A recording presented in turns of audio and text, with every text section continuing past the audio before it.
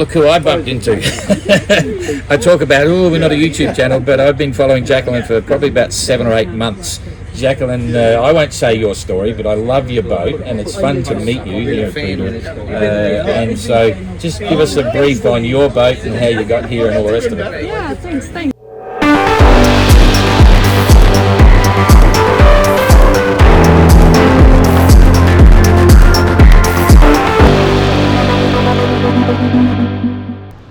It's so nice that you're watching my video, and if you like the video, please subscribe to my channel. It's free and it helps me. Thank you. Look who I bumped into. I talk about, we're not a YouTube channel, but I've been following Jacqueline for probably about 7 or 8 months. Jacqueline, I won't say your story, but I love your boat, and it's fun to meet you here at Vuda. And so just give us a brief on your boat and how you got here and all the rest of it. Yeah, thanks. Well, when I was 10 years old, I started sailing on the little lakes in the Netherlands. And when I was 18 to 25, I sailed in the same boat I have now. It's a Grinde 27 foot. And a little later on, like in my 50s, we relocated towards the water, and I said to my husband, well, if we're going to live here, we're going to start sailing again.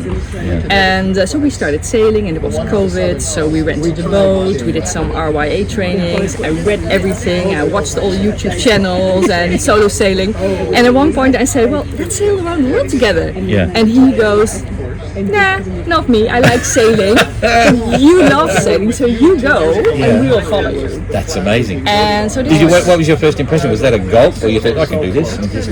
Well, it happened like 8 years before. A client of mine, I'm a couples therapist, he went doing the Oster race, and I was like, I'm a woman, I cannot deal with mast breakage and engine failures and ripping sails, that's not for me. So I just postponed the whole thing.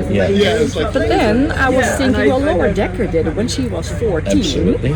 And by then, you know, it was a calling. It was not a mental thing, like I wanted this all my life. It was a feeling deep inside, and it was so strong. It was like taking me, you know, pulling me. And then my husband goes like, if this is your dream and it's not mine, you go sail around the world. And so October 2020, I bought the boat. At 21, I did my first solo sailing, because normally I was the first mate. And, you know, hoisting the sails and stuff, but never really maneuvering in boat. So I had to learn that. 22, I did my first crossing to the UK, to the English Channel. And we also did a trip to Cherbourg, and we went together. So my husband was like, I now can see why this is a stable boat and why you like the boat so much. And then he took the train back, and so I could sail 300 miles solo back, because that was one of my goals to step up. And then the next year I left. So it was quite, you know, although I sailed since I was 10, I feel really comfortable sailing. But sailing around the world is, as you know, like weather, it's navigation, it's repairing your motor or whatever, your sails. It's so much more. And you're away. You know, this is something that I often say to people, because we talk to a lot of dreamers and aspiring people that want to sail around the world and do our events. And I say that it's all very daunting. I always say, no part of it is any bigger than one individual day. Exactly. And when you put it that way, you can see how you get drawn into it. And you're a classic example, you know. You just go sailing Monday morning, Monday afternoon, Monday night. You just don't come back. Keep going. But it's one day at a time. And the hardest part was actually the beginning. So sailing the English Channel, but also sailing out of the UK. I was going to the Azores first, because I wanted to not be in Spain and Portugal because of the orcas. And my family already booked flights there. And I said to my husband, I'm not sure if I'm going to be there in time. He goes, it's July, we'll be there in September, no worries. I said, well, and then the wind turned southwesterly all the time, so I couldn't make it. I was beating up against the wind like for 3 days and 3 nights. And the waves were so big that the big container ship just disappeared in the waves, and I disappeared again. I was like, well, looking outside doesn't have a point, you know. Look at my AIS and call them. Do you see me? And what are your intentions? And you know, that kind of stuff. So in the end, I ended up in Orca Alley, and it was all fine. Fantastic. And then it just rolls from there. Yes. 2 things out of that, really interesting. I didn't realise your boat was 27 feet. The Nordic boats, you know, everything from up in that part of the world, I thought it was about 32 foot and just Yeah. 27 feet. It's That's quite amazing. beamy. Oh yeah, and that classic. makes it look longer. Yeah. And you know, back then, the boat is almost 50 years old. Yeah. I love that was era. that was a normal size boat, absolutely. you know, family boat. It was also an IOR racing boat as well. So it has a deep keel and goes upwind very well. Yeah, no, I can see it because And, I took off on the first boat, little 29 footer in the mid 70s. And at that era, I used to dream and dribble over all those classic boats because they were always built solid as well. Yeah. Quite think. The other funny part, I've got to mention this. I'm often accused of creating divorces and losing all the solo sailors. They put all their money in the boat taker, and you're a couples therapist. Exactly. That's when people start laughing like you. I know. And that's fantastic. And the thing is, my husband and my son, they are so loving to enable me to live my dream. And although I cannot leave my couples therapy thingy at home, so around me people get therapy. But you're still working? Do you work online? No. So I don't have Starlink. I'm sailing basically all the time. But as we speak now, I have a couple of people from the Netherlands who just called in and said, "You know me us so well. Can you help me?" And I'm like, "Yeah, sure." I love it. I kind of enjoy your video blogs, and the whole thing because it's fresh and clean, and I don't know how you describe it. Everyone's got a different take on why they watch. Some people just like the idea of having that thing happening, but you do a great job. You've got a natural style. So, can you tell me something about the mini? The 580s? Okay, I'm a great fan of small boats. So, and I always wanted to do a transatlantic in a little boat. And I had a window in my lifestyle back in back in sort of 21. So in 2019, I decided to pull it together, and I figured whatever I want to do, others might want to. We worked with Janis Smiderski, who designed this concept designed the boat. The concept was 20 foot, it's fitted in a 20-foot container, home built, simple construction, super strong, designed to sail around the world. Right? Watertight bulkheads, all that sort of stuff. And we launched it in 2019. Now we've got about potentially 290 builders in 37 countries around the world. We announced the Mini Globe Race at the same time in 2020. And we had about 30 people immediately said, "We're going to do it. We ended up with 15 starters. Okay, they set off from Portugal to sail the Atlantic as a qualifier. So when they arrived in Antigua at the National Sailing Academy, that qualifier to start the race. So the Mini Globe Race starts from there, around the world, via the trade wind route, where we are right now in Vuda Marina. And they should finish in March of next year. End of March, middle March, end of March. So it's a bit of an epic. And the sailors are great. Everyone's loving building the boats. And I think, as you probably know, because it's exactly what you're doing, most sailors like the idea of a circumnavigation. Okay? There's one little twig to this. To do it in the boat you actually built yourself. Because they've all been built, home builders in the backyards, in tents, in garages, and things like that. It sort of adds to the fun. And then it's a small boat, which adds to the adventure. And here we are. Everyone's having a great time. I'm super envious. I sailed my boat across the Atlantic in the first mini transat. And that was a lot of fun. It was proved the concept, boat's perfect. It's not the fastest 5.8 metre boat in the world. It's not meant to be. It's got one rudder. It's not meant to have two rudders. All these sorts of things. But it's designed to sail under a wind vane. So it's not even a lightweight flyer. So that's a 2-minute version of what it's all about. Well, thank you for explaining that, and it's so nice talking to you. Good to meet you. And so how many boats are we expecting in the next coming days? There's basically one boat a day, one or two boats a day for the next week, and then there's a couple that are lagging behind. But then the stops that we have, this leg was Panama to Vuda, Fiji, but when it's a pit stop, if they arrive at 2 o'clock in the morning on a Monday, and it's a 7-day pit stop, they leave at 2 o'clock in the morning Monday straight after. So the actual sequence on the water closing Fiji is their real ocean time. Okay? So after 7,400 miles, Dan's only a day behind the first boat, and then the others have got a day apart. So it's the fun of a one design class with identical sails. Oh, lovely. Cool. Well, thanks for explaining that all. No problem. And I'll be here around to welcome you on the cool. boats in, and maybe talk some later to you. Yeah, absolutely. Yeah. So it's really good to meet you. Yes, So we're same. gonna- Hello, Jacqueline. I'm Jacqueline. Yes. Yes, and And I am Renaud Renaud. on Capucinet. Capucinet. Yes, that's the name of the boat. Ah, Yeah. and you're the first one in. It was Don said, yeah. And you're the winner. Congratulations. Yes, it is great. Yeah, yeah, I'm Yes. really happy. Yeah, Yes. yeah. How was it? Can you tell me something about your? So 2 words. Yes. I left yesterday Yes. and I arrived today. Yes. No. So in the moment. When I said it was from Antigua to till today. Yeah. It's like a long journey of sailing. Yeah. I did not see the time spent. No. Some days was very hard Yes. because the boat is very small Yes. and the sea can be strong. Yes. The sea is massive. Yeah. Right. But every day was pleasant. Every day it has plenty of amazing things happen. Yeah. Some period was lonely because I was a bit alone at the front because I have made some good decision with the tactical Yeah. out of Galapagos. So you. Out of Galapagos I went south and the others went west, Yeah. and I catch the trade wind first. Yes. So I've had 150 miles and 290 miles ahead. So it was racing against me Yes. to push the boat Yes. and not being lazy, Yeah. doing my own stuff, but continue to trim the lines, continue to do everything Wow. to try to keep this advantage. Yeah. And this was stressy because they don't have the same weather than me. Yeah. So some days they take back 40 miles on me because Yes. they have different weather. And then you are thinking, oh, how can I be so much wrong? Yes. I speed too much. I must steer more. I must Yes. push. I must push. And Yes.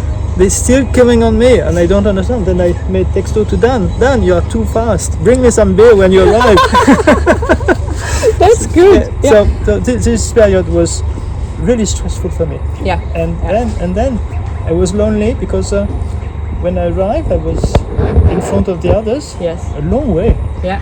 And when they arrived, I was leaving for the next part of the lake. Yes. So I did not been like the others, Yeah. like a group, Yeah. You were out making on friendly your own. things for a few days. Yes. I was out. It's a bit my fault because I was a bit faster. So you cannot have everything No. in life. But in my passage, I'm solo sailing around the world too in a 27-foot boat. Yeah. My passage from Panama to Marquesas, I looked at the same boat. I have a Grinde, which is a Danish boat, Yeah. and the other Grinde took 42 days. Yeah. So I said to my husband, "Are you okay with not communicating for 40 days?" Yeah. And he said, "Sure, no worries." And then after 2 days, I had some iPad issues, and he's a software engineer. So I emailed him saying, "I have some iPad issues." And then he says, "Remember, dear, you didn't want to have any contact, and you have everything with you and within you to make it a beautiful journey. So I'll see you on the other side." Fantastic. In the end, I only took 30 days because I did the same as you. I went like all the way around Galapagos, like north. You went north. I had 3 knots of current with me. But north of Galapagos. Yes. I went south. You went south. So Yeah. I had a good choice, let's say, Okay. because of my weather route. Who said that? Yeah. And I had my big Genoa 1 on. So I did 135 on average, which Fantastic. is very good, and sometimes 150. And then I saw the other boats on the west side, and I said to my weather writer, "Yeah, but they're having more speed than me," and la la. And he goes, "Relax, just go." And I went to follow his whole route, and I went very, very fast. And I was so grateful. Like I had a great passage. Fantastic. Yeah. That is fantastic. So you said a lot of magnificent things happened. So what did you like the most? Like was it wildlife, or was it just being out there? What I like is, en français on dit entre chien et loup. Oui. This is the Between the movement between the night and between the daytime. Yeah. In the morning and the same at night. Yeah. You have about 2 hours, which is just, you see, like this. Yeah. Yes. Every day. Yes. If it's no wind, it's the same. If it's windy, it's the same. The colors are never the same. The smell are never the same. Yes. The humidity is it's those 2 hours in the morning and those 2 hours in Magic. the evening is magic. Magic. Yeah. Yes. Yeah. I remember, for example, when I was going from Bora Bora to Tonga. Yeah. And at one point during the night, the wind died out completely. Yeah. And during my night shifts, I went out and I looked, and in front of me there was this orange, pink colors. Oh, yeah. And I looked aft, and it was like purple and blue. Yeah. And I was like, this is so beautiful. Yeah. So beautiful. Yeah. And for me, it's different because I'm a cruiser. So before I left Bora Bora, I need to check out like a couple of days ahead for the customs. Sure. And then my friends started texting me with another boat. They said, are you going to leave on Saturday? Are you sure? Because 4-meter waves, big winds and everything. And I started like, oh shit, oh what now? Yeah. So I called my weather router, I called Sailing Friend, and he's a coach. And I said, you know, I'm a bit scared. And then we talked about the strategies and what to do and what not to do. Mm-hmm. And in the end, my friend said, you know, if this is your trial run from Bora Bora to Tonga, like a trial run to go to New Zealand, because that's a difficult passage, that is a good thing to do. And I was like, oh, I'm going to do that. Exactly. So, and then it went well, and then I was confident enough to do the difficult passage to New Zealand. Oh yeah. So what I really enjoy is like the support around me, like people who care and who I can talk to. Yeah. How is your support system? How is my support system? First of all, I try to support myself alone. Yes. It's not easy. Yes. Secondly, and I must put this in first, my boat manager, Ariane, is making a wonderful job. Ariane sounds like a Dutch. She's Ariane. Ariane. Yeah. And she's doing a fantastic job. Yeah, I am switching on Starlink every 4 hours. Yes. Because there is a YB3 changing, yes. So I know where the others. So I take the opportunity to take pictures of the different model from Windy. Yeah. To make my strategy. Yeah. I've been able at this time to do some WhatsApp. Yeah. And I am able also to make the exchange with her. Yeah. And she is always here.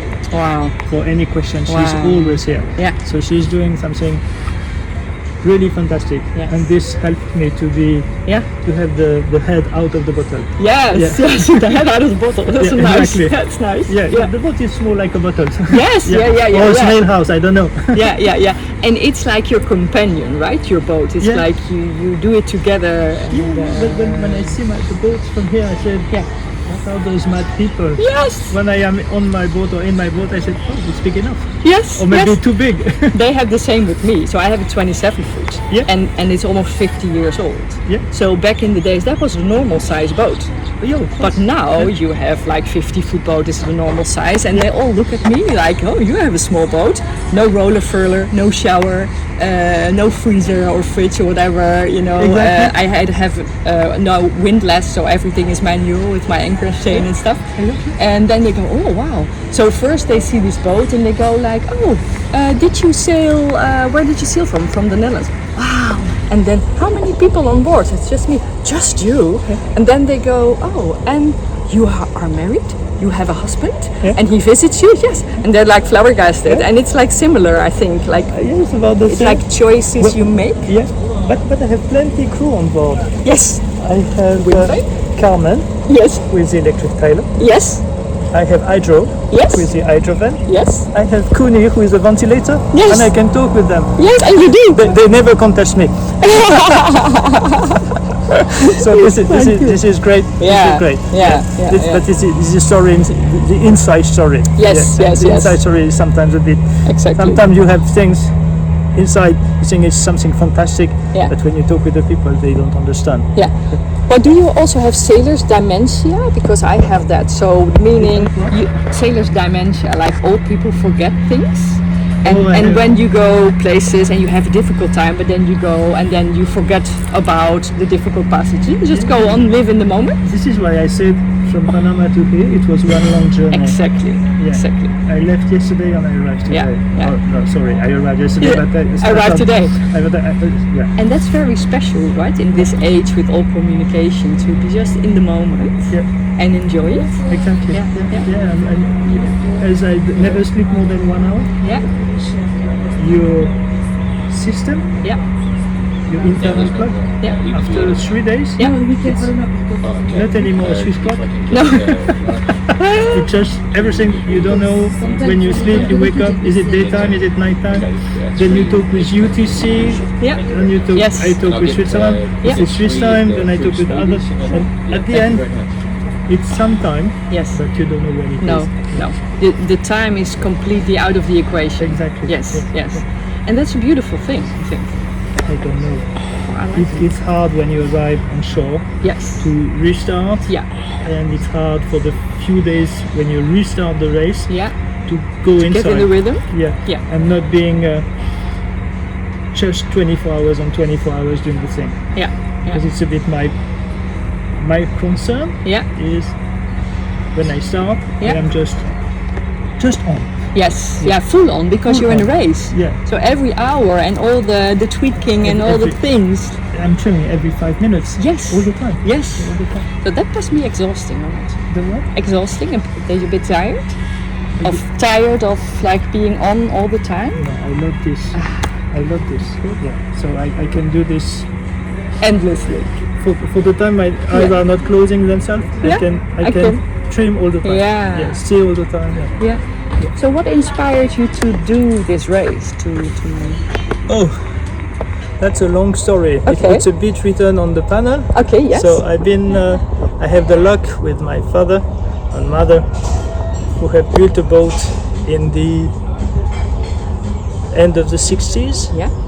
And I've been with them 8 years on the boat around the world. Wow. With my brothers and sisters. Yeah. And from Switzerland to Papua New Guinea. Wow. And so they learned me, my father learned me all what I know now. Yes. Nearly all. Yeah. The base of the sailing Yeah. and the cruising. And after this I did always race all my life from 18 to now. Yeah. I'm 61 now. Wow. And I always said I will do the mini Transat. And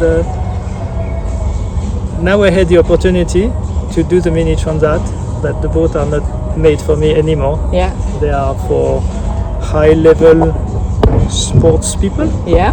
Makes trainment all winter and yeah. they must be engineer to know everything on the boat. Yeah. So I said the mini Transat, those kind of boats are too difficult for me. Yeah. I don't have the enough Yeah. arms and I'm not anymore young enough Yeah. to do a result. Yeah. And I found the Don McIntyre advertisement during COVID. And I said, why not? Nice. This is the time. Yeah. And I'm here. Now, wow, it's so lovely meeting you. Yeah. Thank you for letting me into your world for just a brief minute, and I keep on following you. Yeah, that is great. Thank Thanks. you, Jacqueline. Thanks. Thank you. Merci.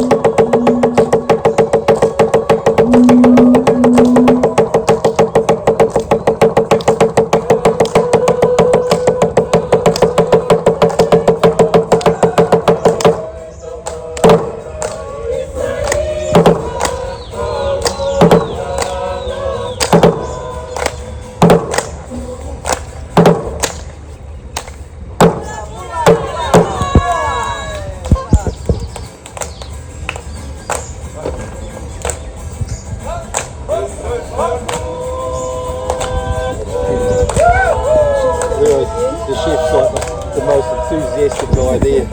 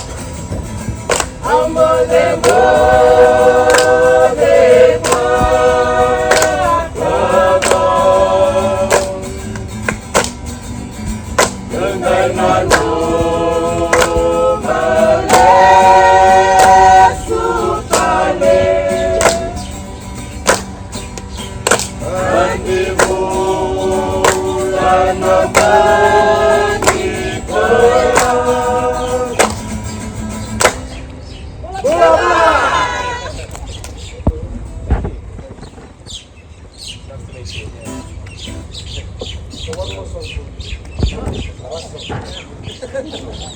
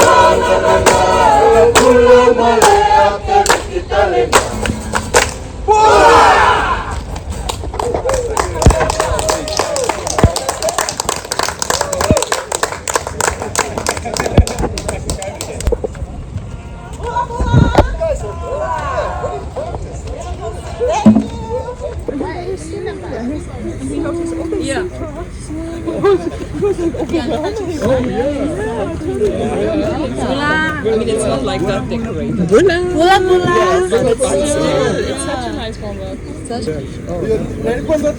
Bula. Bula. Bula. Arrive in Germany, there's no. Hi Daniel, welcome here in Fiji. Thank you. I was following and I thought, say hi. Nice to meet you. Yeah. You really look relaxed. I feel relaxed. You are, right?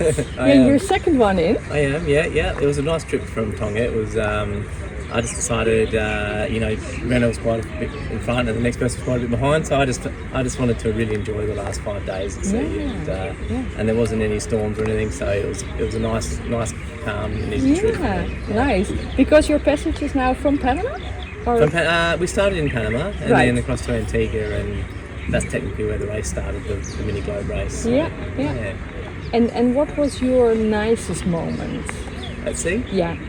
To be honest, it's hard to say. I haven't got one particular nicest moment. Like today was, for example, it's massive, right? That's right up there. So yes. I couldn't put one moment down, but it's a series of these types of moments that have been amazing for me. For sure. Yeah. Just arriving and just the hospitality of its amazing cultures has been fantastic. Yeah. And how is it for you to spend long time at sea? Like. For me, I'd never done any solo sailing before this, so I guess I was unsure. But I really enjoy the time out there. Like, I guess the longer passages, 30 or plus days, by the end I'm really want to get in and have certain foods and those sorts of things. But generally by the time our time's done there, I'm ready to get going again. So I like to be at sea, but I also like to come in after a while as well. Yeah, I have the same thing. Like it's nice to be with yourself for a longer period of time. Yeah. To be out in the open in the nature and then reconnect with people, have some food, nice shower, for example. Yeah. I have bucket showers on my boat. Seawater for me. Yeah, exactly, right? Yeah. Yeah. And did you have any difficult things so far on your journey?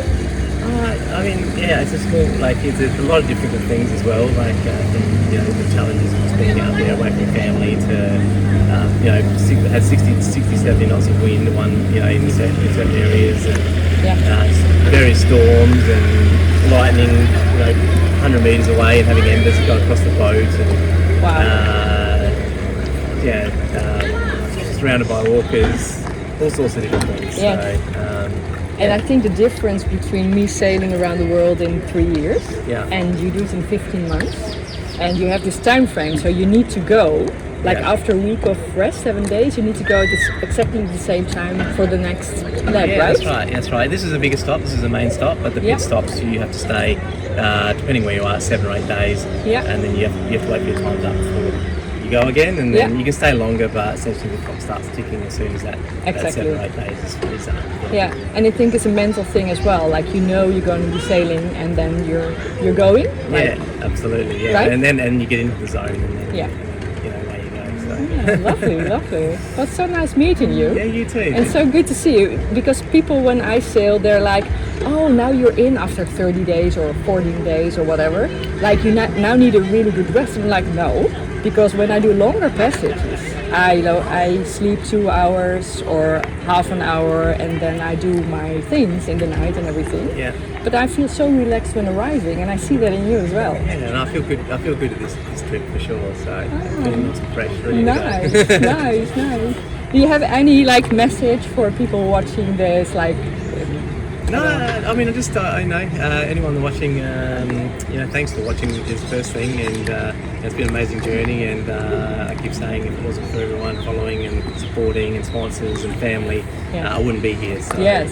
I guess that's the main message I keep saying. Yeah, lovely. over there. Yeah. And maybe about the boat, so you build your boat? I did build it myself. Yeah, built it from scratch.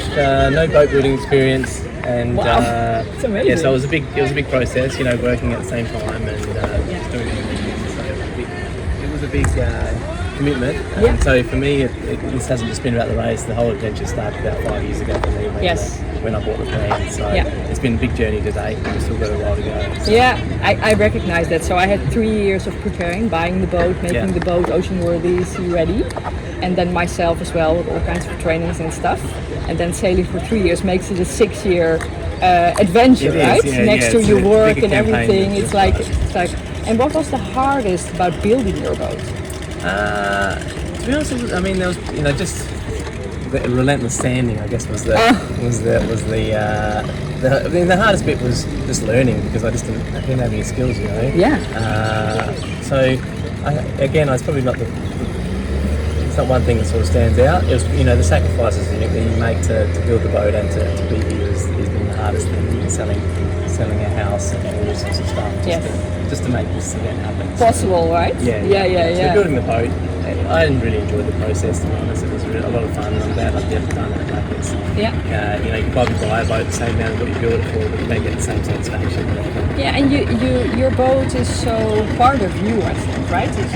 You depend on each other, and you build a relationship with that. Is it for you the same? Yeah, absolutely. Well, I was talking to a guy about this. Well, I was just having a conversation in Tonga, and I kept saying, "Oh, we do this and we do that," and they're like, "Hang on, isn't it just you?" And for me, it's we now. Like I'm, part of the boat, and I feel like she's part of me. And, and we do things together. Keep each other safe, and it's your companion. Yeah, we talk to each other, and maybe a bit mad, but it's exactly.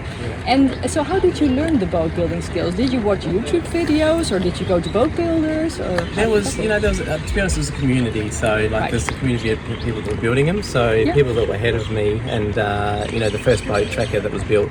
There was a blog that was done, so that was kind of like a bit of a blueprint. Yeah. But then there was people in front of me that were building the boat, so I would all the time be contacting them if I get stuck. How do you do this? How do you do that? Yeah. And so during that time, I developed a strong bond with the people that I'm now working with. So it's one family, right? It's one family. For me, it's like a floating island with sailors, and for me it's cruisers, of course, not racers. Yeah. But going places, they're always willing to help, and you help each other out, and for you, it's the same basically, right? Absolutely, 100%. And as I said, we're a great little good friends now. It's not really about the racing. Well, it is when we're out there, but as soon as we get in, it's all about having a good time and having fun and just enjoying our friendships. And what are your thoughts about passing Algula's Cape and Cape of Good Hope? I haven't even thought about it. Okay. It's in the future, and you're here. I don't worry about things until I need to think about them. Yeah. So people ask me that a lot, but I hadn't even thought about this leg until I got to Tonga. So exactly. I know it's coming up, but I like to just think about what's the next step, and then what do I need to do to get there. And I've done that since the conception of the boat. So I basically do that too, and in my planning, it's important to have enough time to be there at the right time. Yeah. So I just decided to take another extra year, because otherwise I had too little time to go places. That was, with repairs and bad weather, for me it's not a good option. Yeah. But you are out there. Yeah. And so I heard some thoughts like being close to shore, like I don't know, 20 miles or 100 There's miles? things that the organiser will put in place that will help us get around and not, force us out to sea. So we'll have a time frame where we can be in port and just wait for systems to go through and hopefully bunny hop to the next space. Oh, you're allowed to do that as well? Yes. Oh, that's great. Yeah. So that's the one area of the race which is a little bit different than the rest. Oh, that's quite good. Yeah. It's such a small boat, so we got to be really careful around that. Yes. Well, I'd love talking to you. Thank you so much for letting us into your world for a couple of minutes. You're welcome. I'm looking forward to following you. Lovely to meet you. Cheers. Thank you. Thank you.